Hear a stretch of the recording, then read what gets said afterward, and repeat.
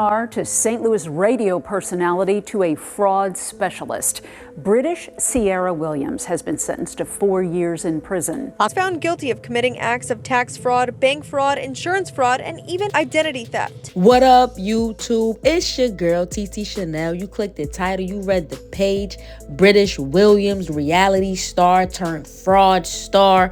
We are getting down to the nitty gritty, the rice and beans. We're about to get down to the tea and see what's really going on in this case. Like, everybody's saying, yo, she was trying to keep up with the Joneses. She's saying, listen, I had no knowledge to what was going on. I didn't harm any victims. Who's telling the truth? Who's lying? Did the feds over punish her? Did they charge her too much for the little crimes that she says she committed?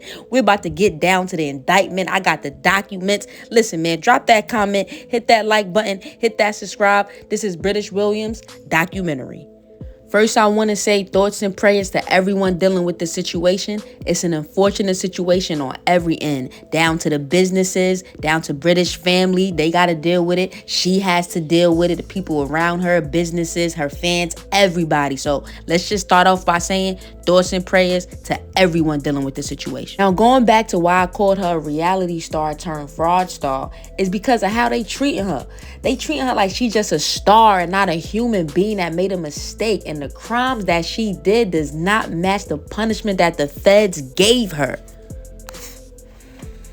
And let me just say this is a fact. The punishment that the feds gave her, yo, when I first looked into this case and I seen that she was facing up to 50 years, I'm like, yo, she must have been out here wilding like dude from YouTube. And like, you know what I'm saying? The dudes who be waking up 6 in the morning in front of TD Bank. I'm like, yo, she must have been running it up. Girl, we about to go through this indictment, and I can promise you, I can assure you, we all know few people that did way worse stuff than her, still free. And listen, this is not to say that what she did does not deserve punishment, but all I'm saying is 50 years for this. But don't worry about that, YouTube. We'll get back into that indictment in just a minute. But first, I want to talk about how does a person go from being a reality star to end up in this situation?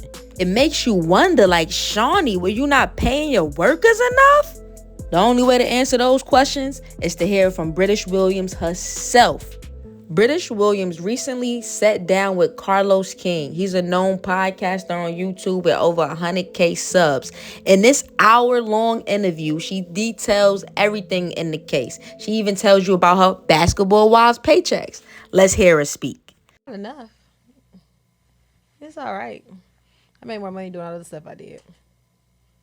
Is that the reason? That's not what I'm saying. Well, okay, I could be saying.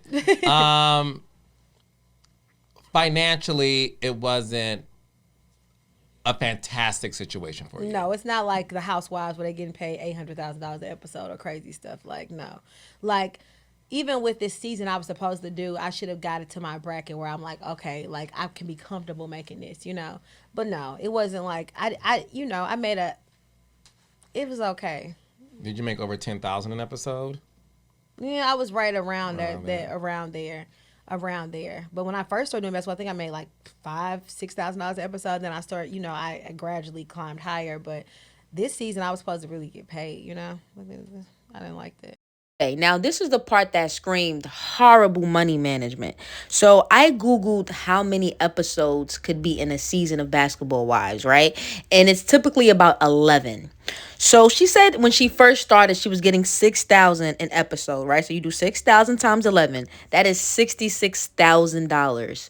You were making double, triple of more than what an average American is struggling to make. And clearly she did not manage her money better because she ended up in this situation. So that just screams bad money management.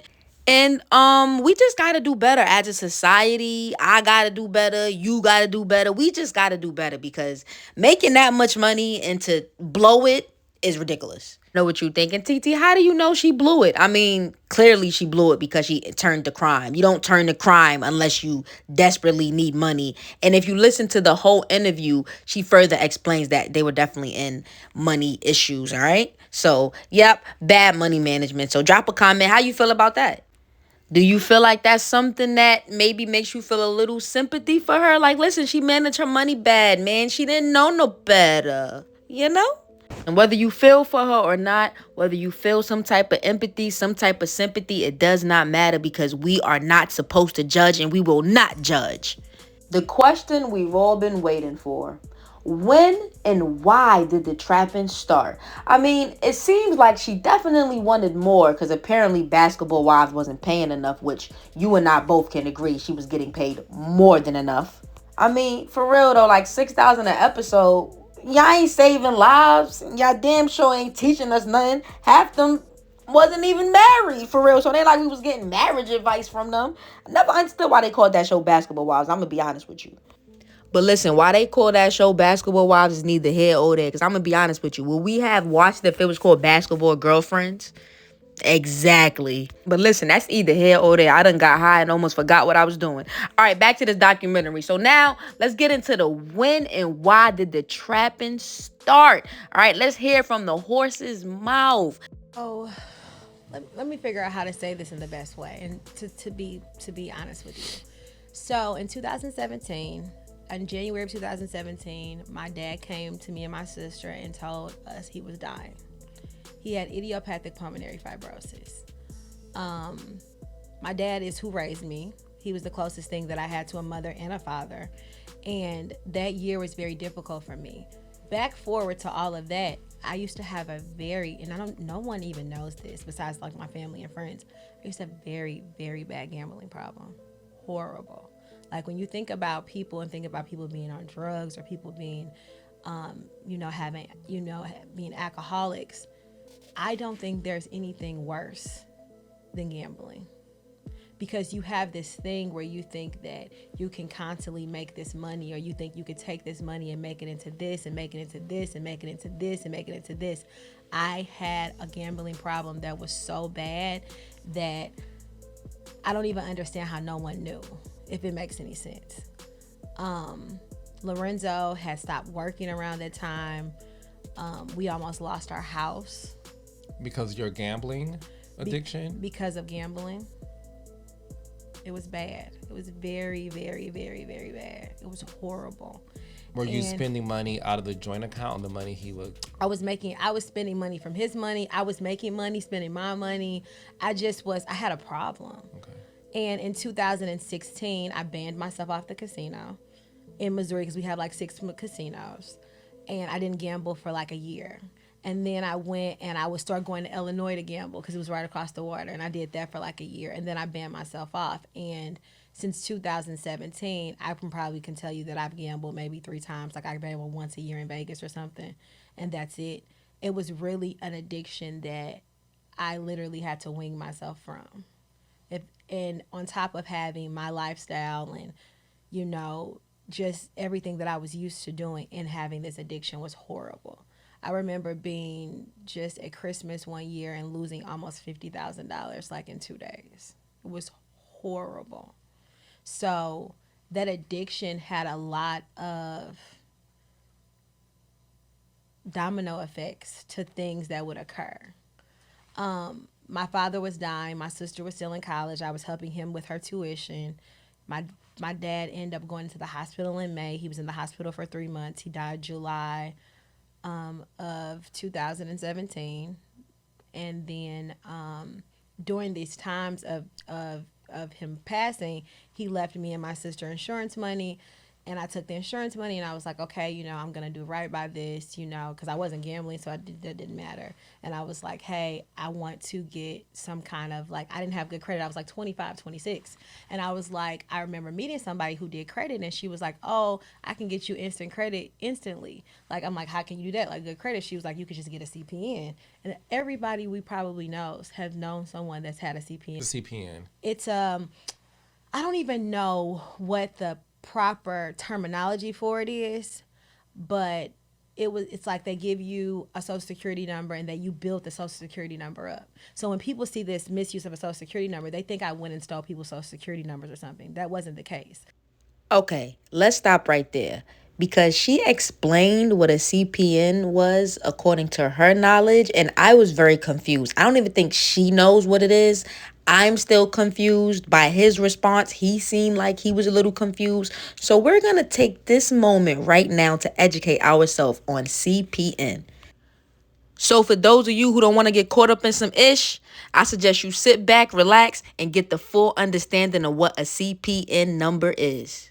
Credit Privacy Number, CPN, is a 9-digit number that's formatted just like a social security number, SN. Scammers mislead consumers into thinking a CPN can replace your SN, but it cannot, and it's illegal to create a false identity with a CPN. How does a credit privacy number work? A CPN is a 9-digit number that's formatted just like a social security number, SN. It may also be called a credit privacy number, credit profile number, or credit protection number. Companies that sell CPNs to consumers market them as a way to hide a bad credit history or bankruptcy. They'll also claim you can use the CPN instead of your SN to apply for credit with your new credit identity. What? Ooh, little baby, tell us more. Tell us more. What is a CPN used for? What is CPN used for? So-called credit repair companies claim a CPN can hide bankruptcies or poor credit by being used in place of an SN by someone applying for new credit. But don't fall for it. CPNs are often related to other types of scams.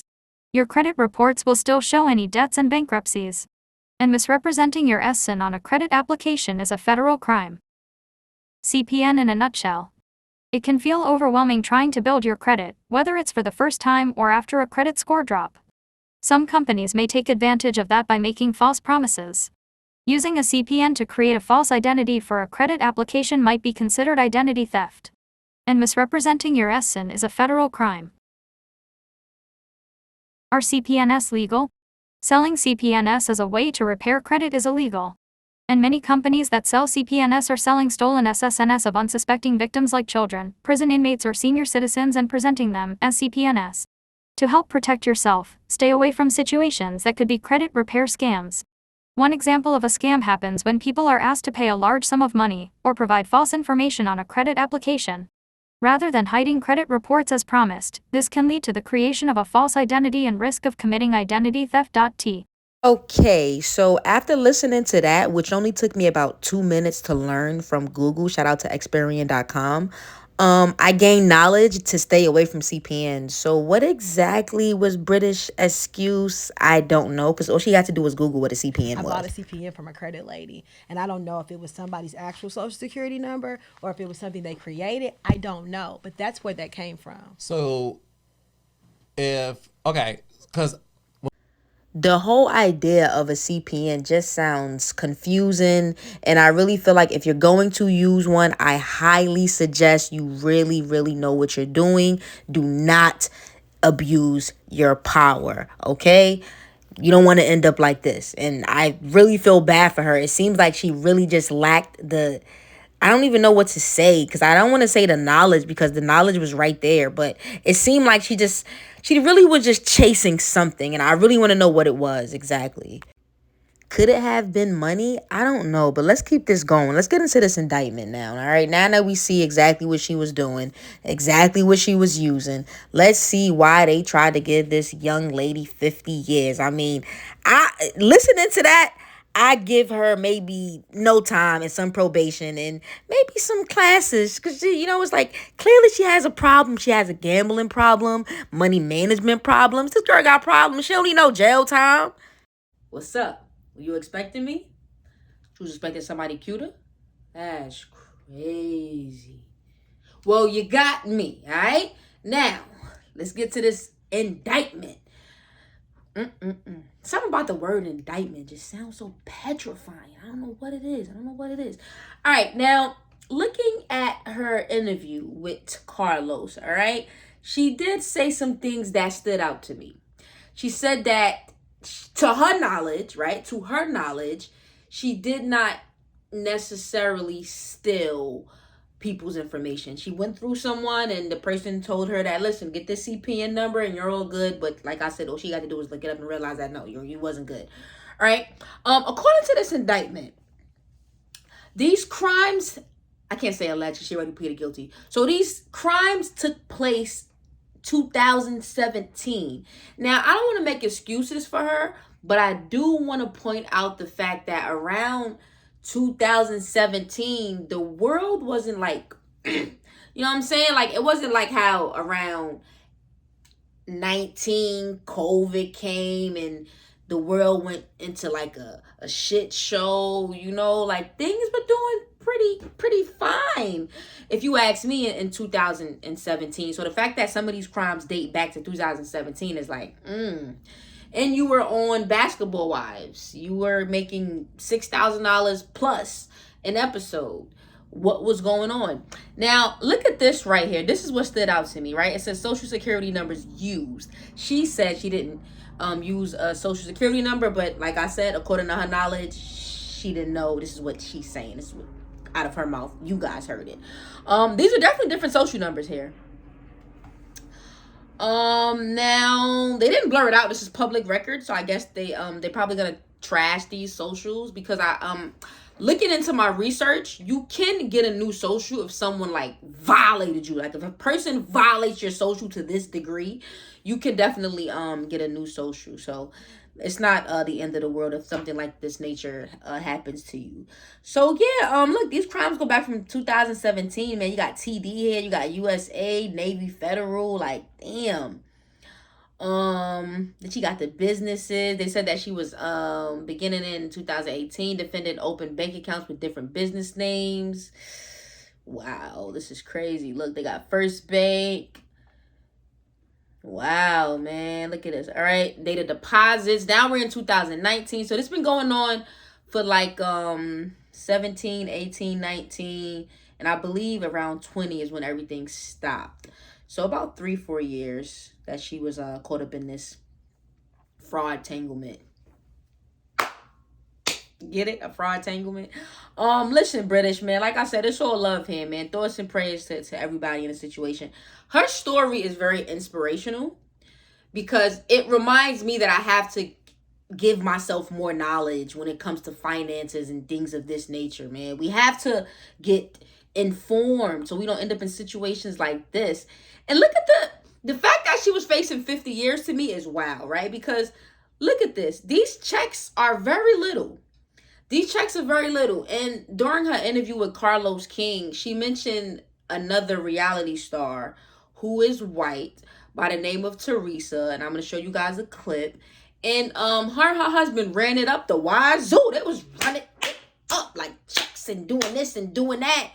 And they only got like 15 months. The fact that she was facing 50 years, and look at these little checks. I mean, these checks aren't that huge. I'm gonna be honest with you. Like, you guys see it. Like, we're looking at $4,000 checks here. I mean, it does go back to how good they investigated, because we don't know if it's more, but this is what they found, and this is what they were charging her with. And it's like, these charges, these checks aren't that high. I'm gonna be honest with you. I don't see where 50 years come from. Okay, now she also specified a situation where they said that she was misusing funds and wire fraud. Now this is what stood out to me, because she said that she claimed her nephews and her nieces on her taxes, right? And the problem with that is a lot of black people that grow up in the hood, we don't know no better, right? So here, we're going to learn some better today. It is illegal to claim a defendant that you do not take care of for 6 months or more, okay? She did not know that. She is now going to jail because of that. Do I feel like she should go to jail for that? Absolutely not. Like, there's people in the hood doing that on a every year basis. You know what I'm saying? Like, IRS, these are things that you guys have to scream at us. I don't know, because a lot of people don't know that. But now, you know. So, yeah, it says that she was doing, she had some issues with the IRS because she was claiming her nieces and nephews on years that she wasn't really taking care of them. And it's funny, I thought she only done that 1 year. It looks like this was happening multiple years. So it's like, how can they prove that she wasn't really taking care of them? Ow. But yeah, how can they prove that? Then here's the scheme to defraud. That's the nephews again. Yeah, that's pretty much this indictment. I don't see 4 years out of this. I'm gonna be honest with you. Like, this is petty. This is not. I'm glad that I actually looked into the indictment because let me see what this is. This is the original. Yeah, it's the same thing. This is not that big of a deal, man. I'm gonna be honest with you, man. Like, I would hate to pull the race card, but I'm gonna pull the race card, man. It's definitely because she's black. These charges aren't that serious, bro. This just tells me that she effed around and found out, but this doesn't give me like 4 years in prison, man. This just gives me slap on the wrist. I'm gonna be real with you. This crime is not that big of a deal. I'm sorry, guys. It's unfortunate that she has to deal with this, but I mean, y'all drop a comment and tell me what you think. We're looking at the indictment right now. Do you feel like she deserved 4 years, or do you feel like she just deserves therapy? You know, she needs help. This is help. We as a community, we are failing and we need help. All right, we be finding easy ways out because, man, we just trying to survive. We just trying to survive. This whole situation is just messed up, man. And like I said before, I'm going to say it again. Thoughts and prayers to everyone dealing with this situation. I'm about to wrap this documentary up. Before we go, let's talk about where the case is now. What is British plans? How does she plan on fighting this? Let's hear this from the horse's mouth herself, all right? Let's go. I'm good. The next day I'm not. One day I'm happy. The next day I'm not. It's in moments. And it goes in and out. And now that I'm fighting for the appeal and fighting to get to a more fair sentence for me, it's like doing it all over again. What does a fair sentence look like for you? What would be fair in your eyes in terms of a sentencing? Probably if he would have gave me a year and a day. Yeah, it was worth it. Like, she only, look at that little indictment. I don't even feel like that. But as you heard it, she's going to fight it. She's going for the appeal. Listen, British, man, I'm with you. Hopefully the commenters are with you and they don't violate you. I really want to know you guys' thoughts and opinions. Do you guys feel like she really got justice, or did they just violate her because of the color of her skin or because of who she is? A reality star, and they're treating her like she's only human, man. Y'all subscribe for the vibe. It's your girl, TT Chanel. I'm out.